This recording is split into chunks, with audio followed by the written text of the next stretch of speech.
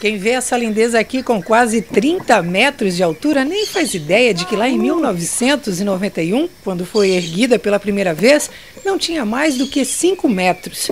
Mas tudo que é pequeno cresce. A fogueira ganhou proporções gigantescas e colocou a comunidade de São Bento Baixo na rota das principais festas do sul de Santa Catarina. A festa de São João Batista, em São Bento Baixo, tá? Sem a fogueira não tem lógica. É a fogueira que traz o atrativo de todas as pessoas que vêm a São Bento Baixo. Foram 2 dias de festa, milhares de pessoas aglomeradas no amplo espaço reservado para o evento. Além da queima da fogueira, shows musicais e muita comida, o que também se via era a alegria dos voluntários da festa.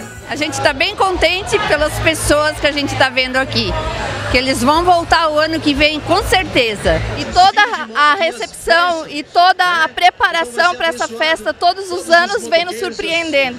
Eu sempre vejo a festa de uma maneira muito positiva aqui pra gente, né? Eu sou aqui da comunidade, eu acompanho essa festa desde sempre. E a cada ano eu acho que ela fica melhor, assim. E a cada ano eu acho que as pessoas podem se sentir melhor aqui. E ao mesmo tempo tem coisas que nunca mudam, como é a tradição da nossa fogueira, assim, que é tão legal, né? Que nunca deixa de ser um atrativo para as pessoas, assim, né? E esse clima acolhedor aqui da nossa comunidade, ele nunca passa, né? Entra ano, sai ano, ele continua, a festa melhora.